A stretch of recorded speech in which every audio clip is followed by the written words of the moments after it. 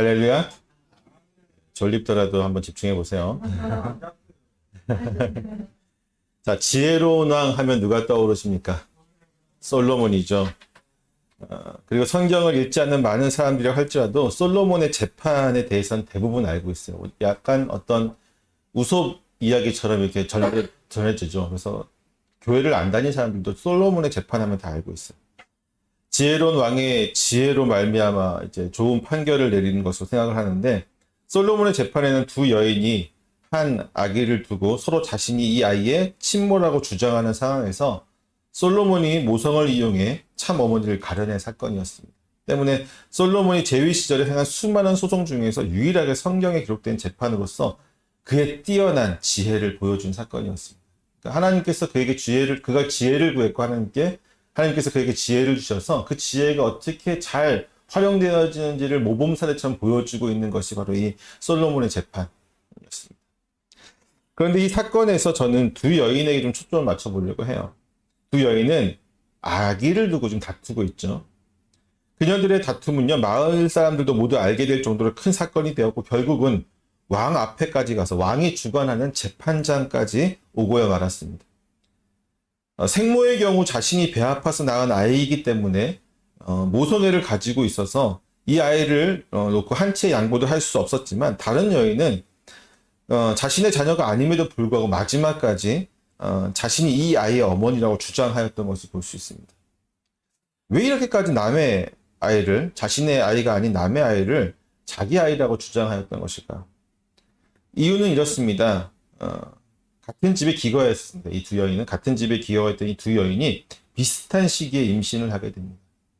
그녀들은 사흘을 간격을 두고 비슷한 시기에 아이를 낳게 되었는데, 어느 날 그만 한 여인이 자던 중에 이 잠꼬대가 좀 심했던 것 같아요. 아이를 덮어서 이제 압사시키고 말았죠.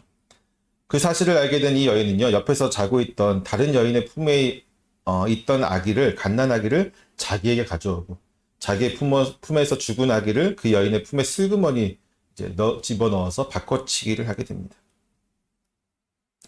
영문도 모른 채 다음날 일어난 여인은 자신의 품에서 아이가 죽어 있는 것을 보고 깜짝 놀라게 되죠. 하지만 슬픔이 가시고 자세히 보게 되니까 이 여인은 내 아이가 아님을 직감하게 됩니다. 죽은 아기의 엄마에게 내 아기를 내놓으라고 하자 바꿔치기한 이 여인은 자신의 품에 있는 아이가 자기 아이라고 우기면서 발뺌을 하게 됩니다. 그리고 계속해서 서로 다투게 되자 결국 그녀들은 지혜의 왕인 솔로몬의 법정에 서서 이 아이가 누구의 아이인지를 판단해 줄 것을 요구하게 됩니다. 너무나 잘 알고 있는 얘기죠. 그리고 우리가 잘 알고 있듯이 솔로몬이 칼을 가져오라 라고 명령합니다.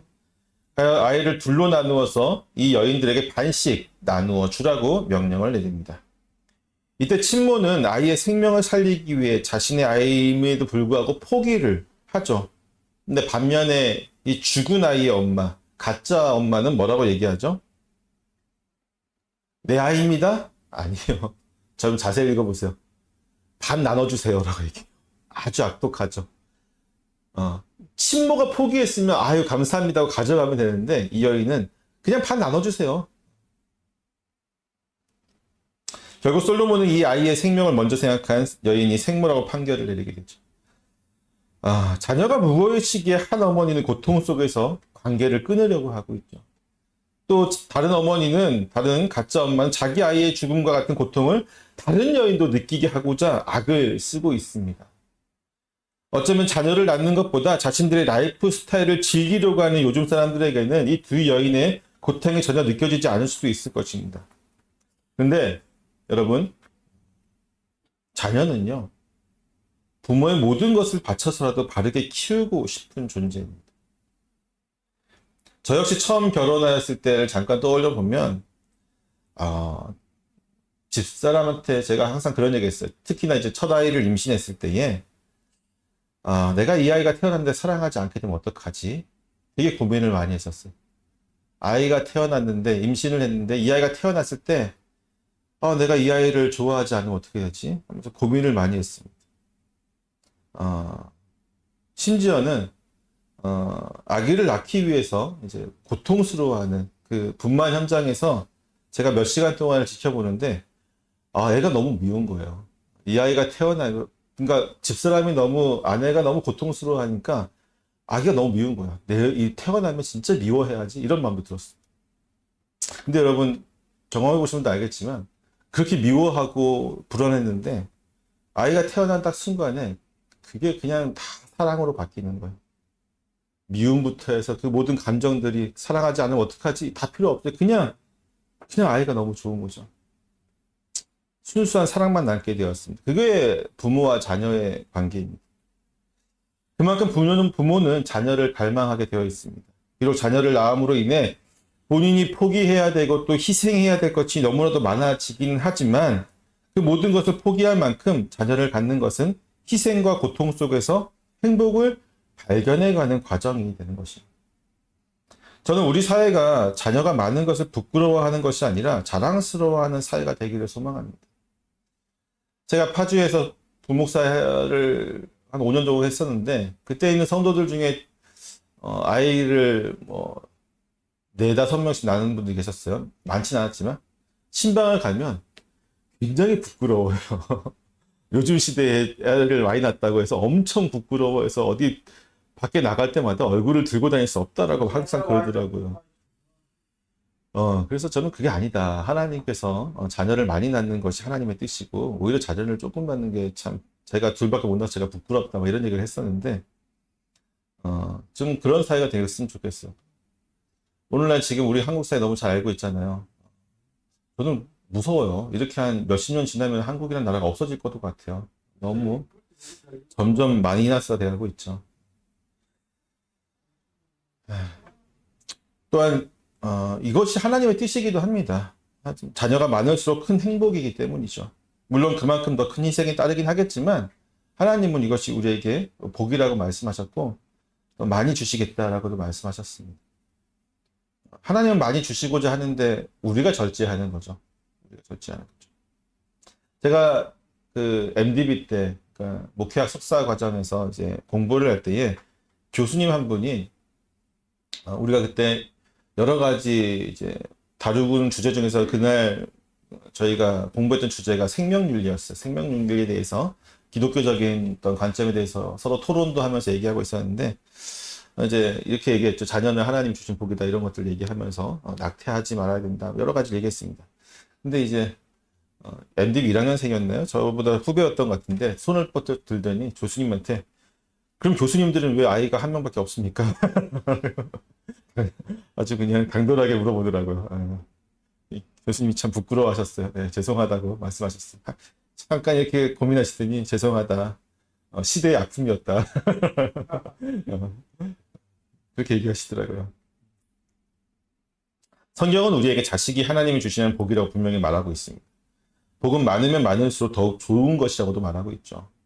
근데 오늘 본문에서는요, 하나님이 주시는 복인 이 자녀가 복이잖아요. 그렇죠? 즐겁고 행복해야 될 이 자녀가 질투와 시기를 동반한 경쟁의 원인이 되고 있는 것을 보게 됩니다.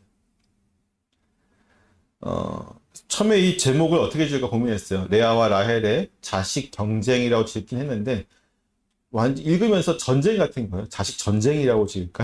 경쟁이라고 지을까? 고민을 했는데 어쨌든 오늘 본문은요. 솔로몬의 재판에서 죽은 아이의 엄마처럼 다른 이의 자녀를 부러워하고 질투하는 마음을 가진 라헬의 시점에서 출발을 하고 있습니다. 1절 한번 같이 읽어보겠습니다. 시작.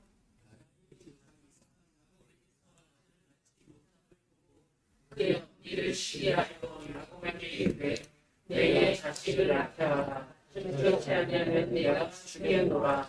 아멘. 제가 지난주 설교에서도 레아가 야곱에게서 미움을 받은 것을 하나님이 보시는 장면에서 시작되었다면요.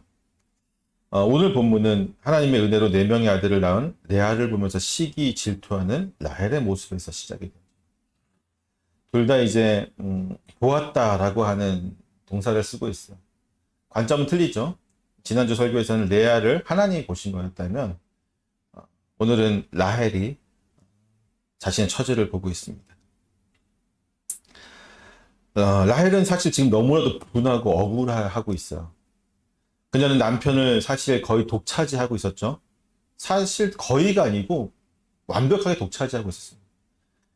그녀의 언니인 레아는 단 한 번도 남편과 함께 할 수 있는 기회가 없었습니다. 거의 없었습니다.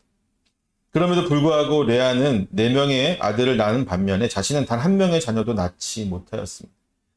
그녀는 아들을 낳지 못한 사라가 이스마엘을 낳은 하갈을 질투하였던 것처럼 자신의 언니인 레아를 질투를 하게 됩니다. 그것도 아주 매우 심하게 하게 되죠.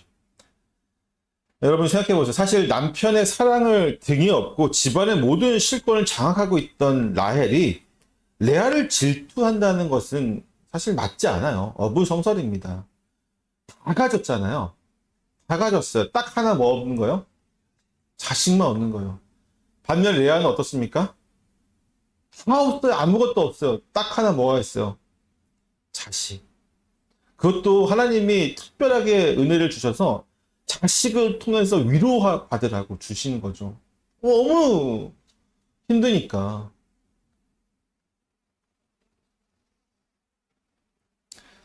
그녀는 자식을 가지지 못한 것이 못내 분함이 되었습니다. 다 가졌음에도 불구하고 그거 하나 때문에. 우리도 그렇지 않아요, 근데? 우리도 오히려 없는 사람이 질투하고 분내하지 않습니다. 항상 보면요, 가진 사람이 더 분노하고 질투하고 더 가지려고 노력하는 것을 보게 되죠. 오히려 없는 사람은요, 자기의 있는 것에 만족하는 경우가 훨씬 많이 있어요. 물론 이제 예전 기록이긴 하지만, 20년 전이긴 하지만, 세계에서 가장 빈국이었던, 가장 가난한 나라 가운데 하나였던 방글라데시가 그 당시에 행복지수 1위였거든요. 지금은, 그렇지 않아요. 지금은 거의 꼴찌에 가깝습니다. 왜냐하면, 너무나도 가난한 그 나라가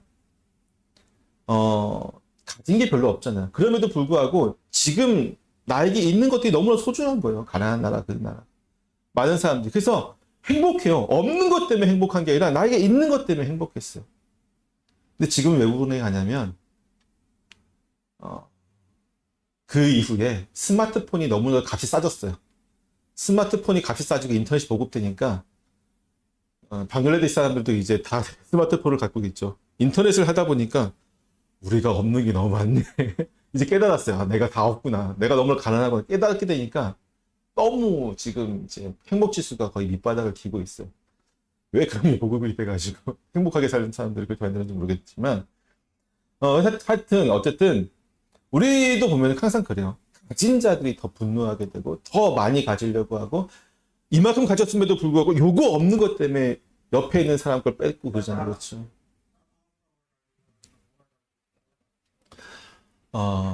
우리가 정말 그러한 신정으로 살아가는 많은 사람들, 성경에도 그러한 경우들이 많이 나오죠. 아무튼 그렇게 해서 그녀는 정말 말도 안 되는 말로 야곱을 다그치게 됩니다. 내게 자식을 낳게 하라. 그렇지 않으면 내가 죽겠노라. 지금 어떤 말이냐면요. 그녀는 지금 자녀를 낳지 못한 책임을 전적으로 야곱에게 돌리고 있습니다. 동시에 내가 죽겠노라. 자기 목숨을 가지고 야곱을 협박까지 하고 있어요. 분노에 의해서 완전히 이성이 마비된 모습을 보이고 있는 것이죠. 자, 여러분 생각해 보세요. 야곱의 책임이에요? 라헬의 책임이에요, 사실은.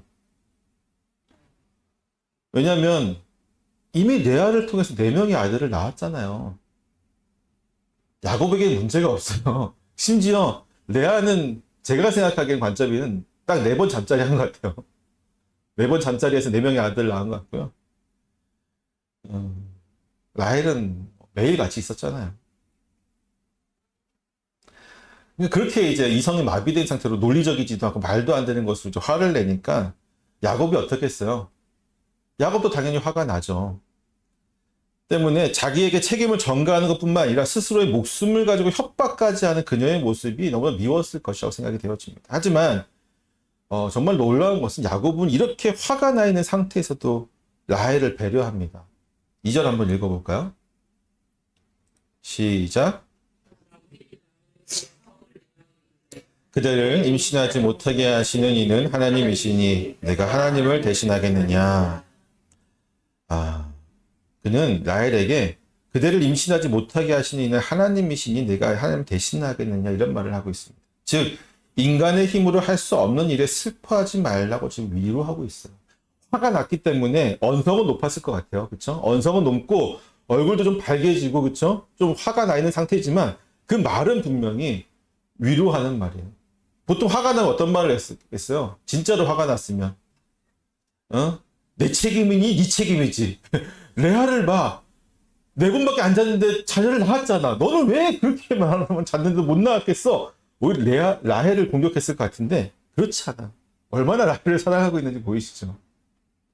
화가 났지만, 그래서 너무 짜증도 났지만 그 내용은 끝까지 그 아내를 배려하고 있는 것을 보게 됩니다.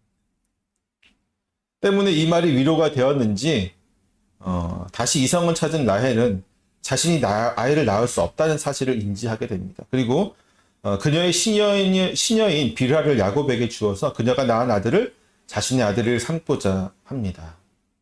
이 무릎에 얹어 놓겠다. 이 말은 이제 자기의 아들로 삼겠다는 표현이거든요. 3절에서. 이미 우리가 이제 사라와 하갈의 모습에서 보았듯이 이 방법은 결코 좋은 방법이 될 수 없습니다. 그쵸? 사라 역시도 똑같이 자기가 아들을 낳지 못함을 통해서 여종인 하갈을 남편에게 주었지만, 그래서 이스마엘이 태어났지만 어떻게 좋았어요? 그래서 다시 그녀가 아들을 얻은 것을 기뻐했습니까? 그렇지 않잖아요. 질투하고 미워하고 집안이 분열되어지고, 제가 아브라함은 아니지만 그것 때문에 정말로 골치 많이 썩었을 것 같아요. 여러분, 인간의 연약함은요, 자신이 배 아파 낳은 자식이 아닌 아이를 온전히 사랑할 수 없습니다. 굉장히 노력이 필요합니다. 제 주변에 이제 몇몇 저희 동기 목사들도 이제 아이를 입양해서 키우고 있는 분들이 계신데, 물론 정말 자기 아들과 자기 자녀들과 차별 없이 대하고 있습니다. 정말 오히려 더 많이 사랑을 줘요. 근데 그것이 그냥 되는 게 아니에요. 얘기를 나눠보면 정말 많은 노력이 필요합니다. 심지어 생모가 버젓이 살아있어요. 그냥 입양해 온 것도 아니고 생모가 어디 있는지도 모르고 그런 것도 아니라 생모가 살아있고 그 아이를 내가 양자 삼겠다? 그리고 생모가 그 아이를 낳은 생모가 내 남편 옆에 있어요. 사랑할 수 있겠어요? 없겠어요? 불가능합니다. 불가능해요. 그럼에도 불구하고 벼랑 끝에 몰렸다고 생각한 라헬은 자신의 여종 빌하를 통해서 아들을 보려고 하죠. 그리고 이 일을 시작으로 본격적으로 라헬과 레아의 자녀 전쟁 또는 경쟁이 본격적으로 시작하게 됩니다. 그리고 그녀들의 자녀 전쟁의 1라운드는 대리전이었습니다. 둘 다 자신의 여종을 야곱에게 보내어서 자식을 낳도록 한 것이죠. 먼저 레아에 대한 질투로 유발된 라헬의 요구로 야곱의 아내가 된 빌하는요, 단과 납달이라고 하는 2명의 아들을 낳게 됩니다. 그 아이들의 이름 각각 그가 심판하다, 또 경쟁함이라는 뜻을 가지고 있는데, 라헬은 이 아이들의 이름을 지으면서 자신의 억울함을 풀고 다시 한번 레아보다 자신이 모든 면에서 우위에 있음을 나타내고 싶었던 것으로 보여집니다. 경쟁에서 이겼다고 주장하잖아요. 내가 내 언니와의 경쟁에서 이겼다. 고작 2명 나왔잖아요. 레아는 몇 명 나왔어요? 4명 나왔는데 고작 2명 낳고도 그 2명도 자기 자식도 아니에요. 심지어 자기 여종의 자식이에요. 그러니까 지금 다 가진 그녀가, 집안의 모든 것을 다 가진, 남편의 사랑부터 해서 물질적인 거 다 가진 그녀가 자식이 없는 그 하나 때문에 고통스러우고 괴롭워하다가 시녀를 통해서 2명의 아들을 낳아서 내가 이젠 진짜 이겼네 하고 선포하는 거예요. 얼마나 그 자존감이 지금, 그쵸? 근데 상황이 이렇게 되니까요, 더 이상 아이를 가질 수 없었던 레아 역시 자신의 여종인 실바를 야곱에게 줍니다. 실바를 들여보낼 때 사실 야곱이 거부할 명분이 없는 거예요. 왜? 이미 빌하라고 하는 여종을 취했기 때문에 실바를 취하지 않으면 정말 야곱은 부도덕한, 불공정한 남편이 되는 거죠. 때문에 이 레아가 자신의 여종을 주었을 때 거절할 수 없었습니다. 아이들의 이름을 그래서 2명의 그녀 역시 2명의 아이들을 얻게 되는데, 이 아이들의 이름 각각 갓과 아셀이라고 지었습니다. 뜻은 뭐냐면 갓은 복되다 라는 뜻을 갖고 있고요, 아셀은 기쁘다 라는 뜻을 가지고 있습니다. 그 이름의 뜻에서도 우리가 알 수 있듯이 레아는 비록 라헬이 시작한 이 대리모 경쟁에 뛰어드는 어리석은 모습을 보이고 있지만요, 유다를 낳으면서 이제 여호와를 찬송하리로다 하고 고백하였던 그 믿음이 여전히 보이고 있는 것을 보게 되죠. 지난주 설교에서도 제가 말씀드렸지만 레아 역시 그 믿음이 점점 아들을 한 명 한 명 낳을 때마다 성장해 가는 것을 봤잖아요. 그리고 마지막에 네 번째 아들 유다를 낳으면서 더 이상 남편의 그런 사랑을 갈구하기보다는 하나님만을 찬양하는 믿음으로 나아가게 됐죠. 때문에 그 믿음이 지금도 보이고 있어요. 라헬과 분명히 차이가 있죠. 라헬은 지금 언니만 보고 있어요. 언니만 보고 있고 때문에 심판하시다. 그가 심판하시다는 이름을 지으면서 언니와 나의 어떤 경쟁 관계 속에 내가 이겼다. 승리했다. 지금 굉장히 인간적인 생각으로 지금 이름을 지었다면 반면에 이미 4명의 아이를 낳으면서 믿음으로 성장하게 된, 믿음으로 온전히 나아오게 된 레아의 경우는 이 자식 경쟁에 뛰어드는 것은 인간적으로 어리석긴 해요. 그렇지만 그 이름을 보면은 굉장히 성숙된 믿음의 모습들 여전히 보이고 있는 것을 우리가 볼 수 있죠. 복되다, 기쁘다. 다 누구에게 돌리는 거예요, 이건? 사람을 향해 있지 않아요. 누구에게 돌리고 있어요? 하나님께 그 마음이 가 있는 것을 우리가 볼 수 있습니다.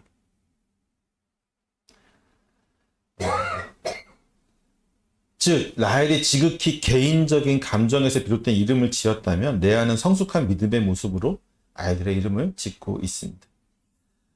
우리가 나이를 거꾸로 먹을 수 없듯이 신앙의 경륜 역시 거꾸로 가지는 않아요. 항상. 즉 성숙한 신앙이 갑자기 어린아이와 같은 신앙이 될 수는 없다는 것입니다. 물론 성숙한 신앙을 가지고 있다 할지라도 레아와 마찬가지로 여전히 육신의 연약함을 품고 있지만 때문에 어리석은 선택도 하고 또 어리석은 경쟁에 뛰어들기도 하고 또는 실수도 하고 여러 가지 모습을 보이고 있지만 그러한 경우에서도 우리는 한 발자국 한 발자국 더 믿음의 경륜 앞에서 성장해 나가는 것이죠. 레아가 지금 그런 모습을 보이고 있어요. 때문에 중요한 것은요. 우리의 신앙의 경륜이 어떠냐는 것이 중요한 것이지 믿음의 길에서 보이는 그런 연약함이 중요한 것은 아니에요. 가끔 어떤 분들은 그래요. 특히나 이제 좀 소극적이고 또 내면의 모습에 좀 많이 귀 기울이시는 분들 같은 경우는 신앙 생활하면서 내가 하나님 앞에 범죄한 사실 그 하나 때문에 또는 내 연약함 때문에 온전히 그 말씀대로 행하지 못했던 그 하나 때문에 굉장히 속으로 많이 속상해하고 내 신앙은 이거밖에 안 되는구나 하면서 절망하기도 해요. 근데 그게 중요한 게 아니에요. 우리는 어차피 죽을 때까지 그런 존재입니다. 죽을 때까지 그런 존재예요. 그럼 뭐가 중요한 거냐? 내가 과거보다 얼마나 더 하나님 중심으로 살고 있느냐가 중요한 거예요. 내가 과거에 24시간 내내 내 욕심과 내 명예와 내 것을 위해서 살아갔다면 내가 하루 중에 얼만큼 이제 하나님을 향해서 더 집중하고 살아가고 있는가? 일주일 중은 내가 얼만큼 더 하나님을 위해 살아가고 있는가? 이것이 얼마나 더 늘어났는가? 이게 신앙의 경륜이고 성숙이거든요. 무언가를 결정할 때에 나를 위해서 결정하는지 아니면 하나님의 영광과 또는 주의 몸된 교회를 위해서 어떤 일을 결정하는가. 이게 결국 신앙의 경륜이에요. 신앙의 성숙함이죠. 이게 중요한 거예요. 이 성숙함이 아마 우리는 죽기 직전까지 신앙의 성숙함이 아무리 높아져도 여전히 우리는 연약합니다. 여전히 잘못된 선택을 해요. 이게 중요한 게 아니라고요. 아시겠죠? 정말 중요한 것은 우리가 지금 내가 어느 정도의 위치에 있느냐가 중요해요.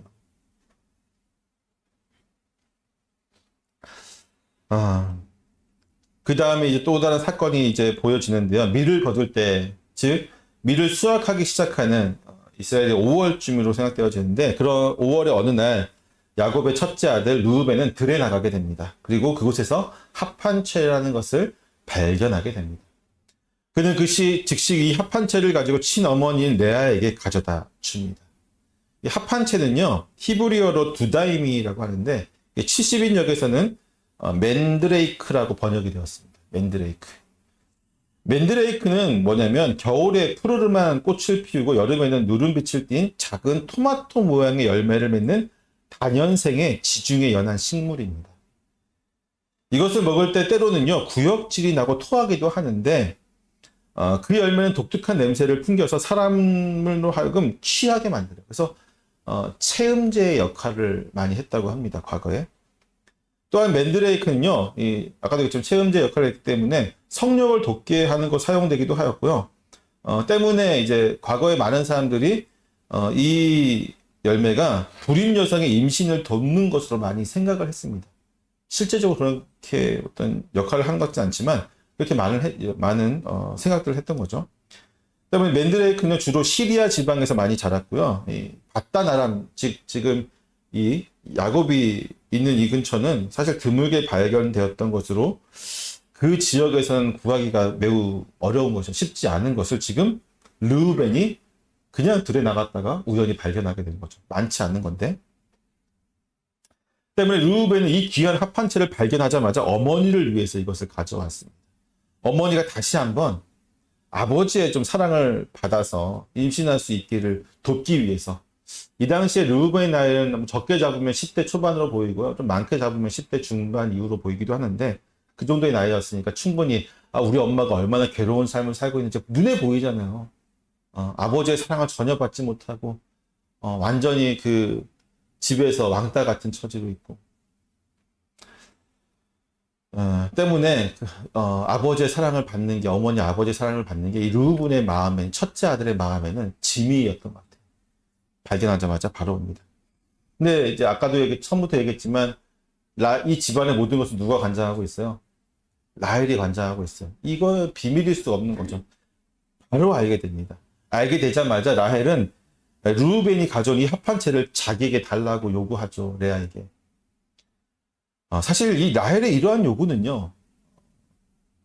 레아가 그녀를 비난해도 전혀 이상할 것이 없는 너무나도 비상식적인 행동입니다. 그렇잖아요. 그녀는 이미 남편의 사랑을 완전히 받고 있고 그 사랑에 힘입어서 집안의 모든 실권도 다 장악하고 있는데 다 가진 그녀가 한 채마저도 달라고 하는 것은요. 단순한 요구가 아니라 사실 거의 반강제적으로 빼앗겠다라고 하는 것과 똑같아요. 여러분 생각해 보세요. 여러분의 뭐 직장이라든지 여러분들의 어떤 상사라든지 높으신 분이 이거 좀 줄 수 있어 하면은 그게 뺏는 거지 요구입니까? 비록 동생이라고 하지만 라헬의 요구는요. 뺏어가는 거예요. 뺏어가는 거. 심지어 아무것도 없는데 그나마 있는 합판체 아들이 준 건데 그것까지 뺏어간다니까 얼마나 비참하겠어요. 레아는. 때문에 레아는요. 울분과 어떤 서러움을 담아서 분노합니다. 내가 내 남편 누구예요? 내 남편. 레아가 주장하는 것은 뭐예요? 내가 너보다 먼저 결혼했다라는 거죠. 그것도 7일 밤을 꽉 채워서 공식적으로 인정받은 그 첫 번째 결혼을 내가 했어. 그러니까 지금 너한테 있는 그 남자는 내 남자였어. 내 남편이야. 그것도 네가 뺏어갔잖아. 라고 얘기하고 있어요. 내 남편도 뺏어갔는데 그게 작은 일이냐. 여러분 남편을 뺏긴 건 큰 일이잖아요. 그 작은 일이 아닌데 그 큰 일을 네가 했는데 어마어마한 진짜 그런 큰 일을 했는데 지금 뻔뻔하게 지금 합판체를 요구하는 게 있습니다.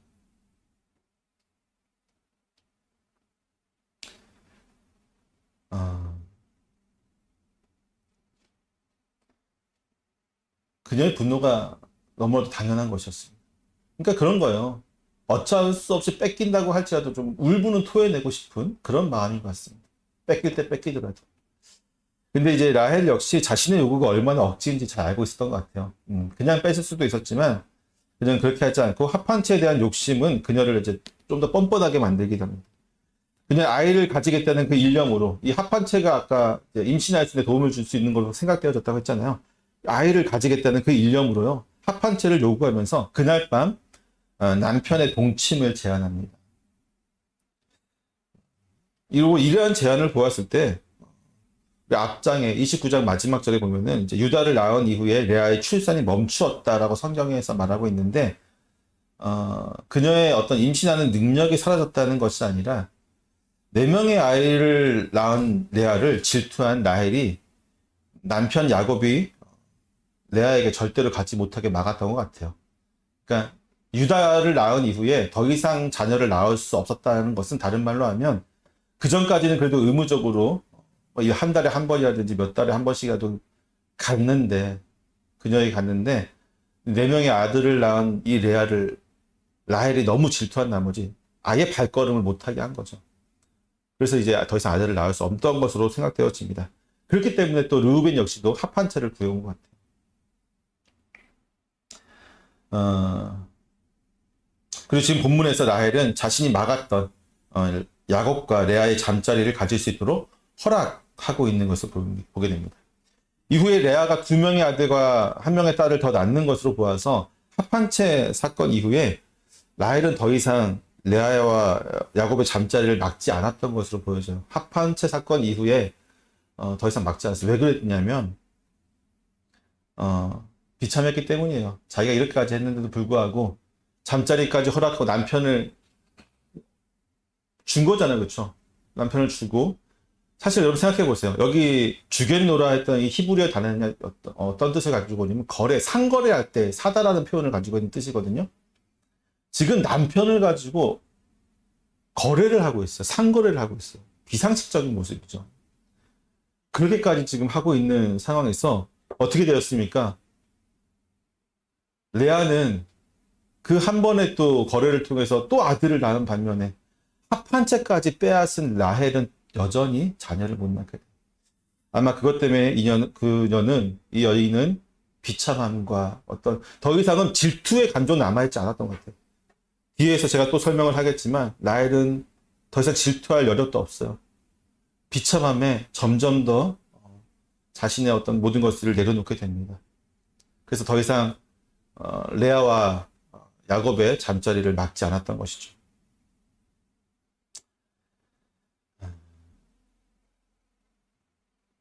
라헬의 조건을 수락한 레아는요, 그날 밤 야곱과 합한 채 거래를 통한 정당한 동침을 하게 됩니다. 그리고 그녀는 다시 아들을 낳아서 그 이름을 이사갈이라고 지어하는데, 이름은 뜻은 뭐냐면 값을 주었다, 값을 주다라는 의미를 가지고 있어요.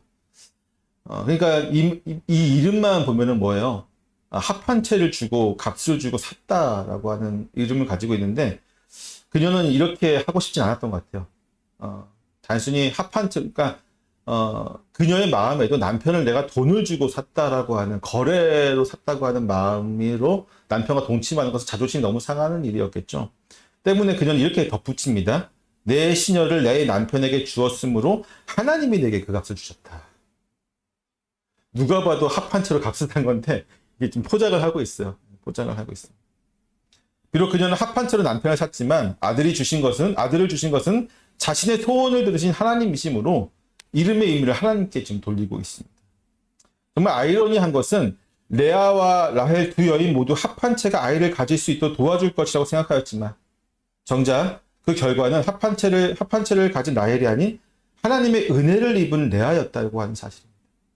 레아는 비록 여러 아픔 가운데 아들을 주신 하나님의 은혜로 말미암아 믿음으로 성장할 수 있었지만 여전히 오히려 이전보다 더 심해진 라헬의 질투로 인해서 남편과 단 한 번의 잠자리도 할 수 없는 그러한 현실 속에서 하나님은 그녀의 아픔을 아시고 더욱 큰 은혜를 주신 것이죠. 아까도 얘기했지만 이후에 라헬이 맡고 있었던 남편과의 어떤 의무적인 잠자리가 풀리게 되어서 레아는 또 이제 임신을 하게 됩니다. 6번째 아들인 스불론을 낳게 되고요. 그리고 그녀는 그 이름을 의미해서 그가 나와 함께 살리라고 선언을 하게 됩니다. 어쩌면 이 선언이 그녀의 마지막 바람이었을 것 같아요. 하지만 평생 한 남편의 첫째 부인으로서 6명의 아들을 낳았지만 단 한 번도 사랑을 받지 못한 그녀는 정말로 간절한 소망을 담아서 야곱이 자신과 함께 살 것이라고 말하고 있습니다. 그러나 여전히 그녀는 남편의 사랑을 받지 못하였습니다. 그렇지만 제 생각이긴 하지만 성경에 자세하게 나오진 않았지만 더 이상 미움은 받지 않았던 것 같아요. 미움은 받지 않았던 것 같습니다. 왜냐하면 여러 가지 이유가 있지만 의무적으로 잠자리 하는 것뿐만 아니라 이후에도 라헬이 막지 않음으로 인해서 잠자리를 하긴 했지만 그것을 또 생각이 없으면 미워하면 또 안 가지 않겠습니까? 하지만 사랑은 받지 못했습니다. 그리하여 그녀는 딸을 낳고 그 이름을 디나라고 짓습니다. 본문에 이제 그 이름의 뜻은 나오지 않지만 찾아보면 이름의 뜻이 이제 재판 혹은 공의라는 뜻이에요. 그녀는 동생 라헬과의 소송에서 하나님이 공의롭게 판결하였다라고 지금 마지막에 딸을 놓고 고백하고 있습니다. 하지만 레아가 경쟁에서 승리를 자축하는 동안에 즉 하나님이 나에게 디나를 낳고 나서 하나님 공의롭게 판결을 내리셨다. 저게 나를 그렇게 미워하고 질투했던 그녀가 아니라 핍박받는 나를 하나님께서 은혜를 주시고 나에게 승리를 주셨다라고 자축하고 있었죠. 혼자서. 자축하고 있는 동안에 라헬은 더한 슬픔에 빠지게 됩니다. 언니의 합한 채를 가로채는 무리수까지 두면서 자식을 갖기 원했지만 오히려 하나님은 레아에게 더 많은 자녀를 가질 수 있도록 하셨기 때문에 그녀의 절망은 매우 깊어지게 됩니다. 그리고 이제야 그렇게 되어서야 비로소 그녀는 태의 열매가 인간에게 없으며 오직 하나님께 있음을 깨닫게 되는 것이죠. 하나님은 이때를 기다리신 것 같아요. 아까 두 명의 아들을 이제 비라가 낳았을 때도 그렇죠. 언니를 경쟁 상대로 보고 그렇게 이름을 지었던 그녀. 여전히 그녀는 하나님을 보지 못하고 인간적인 눈으로만 세상을 보고 있죠. 경쟁하고 내가 이겨야 되고 더 가져야 되고 내가 더 많은 것을 누려야 되고 그런 완전 인간적인 세상을 살고 있던 그녀가 드디어 언니가 6명의 아들을 낳고 1명의 딸을 낳게 되자 절망하게 되고 태의 열매는 인간이 그 무슨 짓을 해도 내가 내 권력을 이용해서 합한 채를 뺏을지라도 불가능하구나. 그거는 오직 하나님만 가지고 계신 것이구나. 라는 것을 이제서야 깨닫게 되는 거예요. 그리고 하나님은 이때를 기다리십니다. 그렇게 이렇게 되니까 결국 하나님께서 이 애처로운 라헬을 생각하셨다라고 말하고 있어요. 그리고 이제 하나님께 기도하는 라헬의 소를 들으시고 그녀의 태를 열어주십니다. 그리고 하나님은 그녀의 태를 통해서 무려 다음 세대를 이끌어갈 지도자인 요셉이 태어나게 하시죠. 요셉의 이름의 뜻은요, 더함이라는 뜻이에요. 더하다. 이는 그녀가 하나님께 자녀를 더하여 주실 것을 소망하는 마음에서 이름을 지은 것이죠. 한 명 가지고는 부족해요. 그렇죠? 그리고 이제 그녀도 알았어요. 뭘 알았습니까? 태의 열매는 누가 주시는 것이라고요? 하나님이 주시는 것을 이제 깨닫게 됐어요. 그러니까 더함이라고 지으면 요셉이라고 지으면 또 내가 그렇게 소망하면 하나님께 날 더해 주실 것이다. 그렇죠?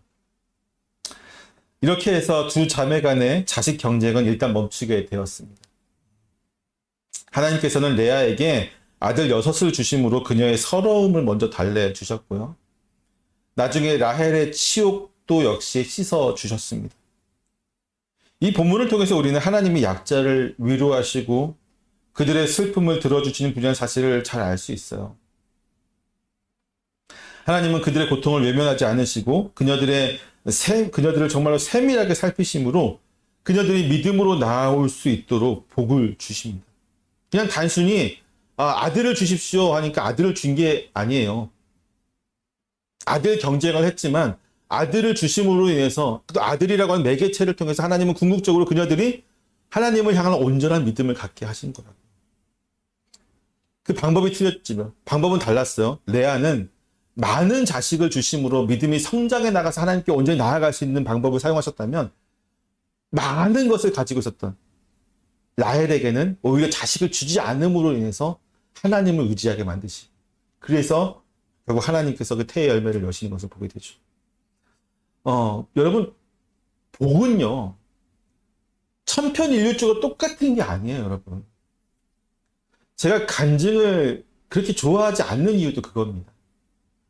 간증하시는 많은 분들이 나와서, 물론 이제 좋은 간증도 많이 있어요. 많이 있는데, 상당수의 좀 간증들은 어떻게 하냐면, 결국은 내가 이렇게 했더니 하나님께서 나에게 복을 주셔서 내가 이렇게 되었습니다. 이거잖아요. 그렇죠? 그러니까 여러분도 이렇게 하십시오. 이게 간증의 어떤 포커스예요. 내가 이렇게 했으니까 하나님께서 나에게 복을 주셔서 내가 이렇게 되었습니다. 그러니 여러분도 나처럼 이렇게 하십시오. 그러면 하나님께서 여러분에게도 이렇게 주실 것이고 여러분도 저처럼 이렇게 되실 것입니다. 이게 간증의 메커니즘인데 하나님은 그렇게 단순하지 않으세요. 레아의 처지에 있는 여인에게 자녀를 많이 주시는 거고요.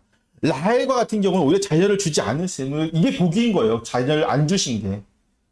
왜? 참된 복은 뭡니까? 참된 복은 하나님이시잖아요. 이 땅의 물질이 아니에요. 내 건강이 아니에요. 내가 명예롭게 되고 내가 잘 나가는 게 자식이 많은 것도 복이긴 하지만 그것이 온전한 복은 아니에요. 진짜 복은 뭐예요? 하나님. 진짜 복의 근원이신 하나님을 우리가 만나는 거죠. 하나님과 동행하는 거고 하나님이 나와 함께 하시는 게 그게 복인데 그 참된 복을 위해서 자녀를 주시기도 하시고 안 주시기도 하시고 때를 따라서 물질도 주시기도 하시고 안 주시기도 하시고 때로는 건강을 악하기도 하세요. 왜? 내가 건강이 나빠야지만 하나님을 찾는 못된 성격을 가지고 있다면 그렇게도 하시는 거예요. 하나님께서. 심지어 하나님은 바울의 그 가시를 제거하지 않으십니다. 그게 그에게 더 낫기 때문에. 이거 만약에 그렇게 우리가 천편일률적 복이 다 좋은 거로만 생각한다면요. 하나님께서 바울의 그 가시를 제거하지 않는 것, 바울의 그 연약함을 제거하지 않는 것, 그럼 바울은 복을 받지 않는 건가요? 아니잖아요. 우리도 마찬가지예요. 여러분. 여러분은 이 자리에 나와서 하나님의 말씀을 듣고 있는 자체가 여러분은 이미 복을 받으신 분입니다. 지금 내가 재산이 얼마 있든지, 내 건강이 어떠하든지, 내 환경이 지금 어떠하든지 이게 중요한 게 아니에요. 하나님은 그 모든 것을 세밀하게 살피신다고요. 그리고 필요하실 때 주십니다. 필요하실 때 주시니까 그냥 주님 믿고 의지하고 나아가면 돼요.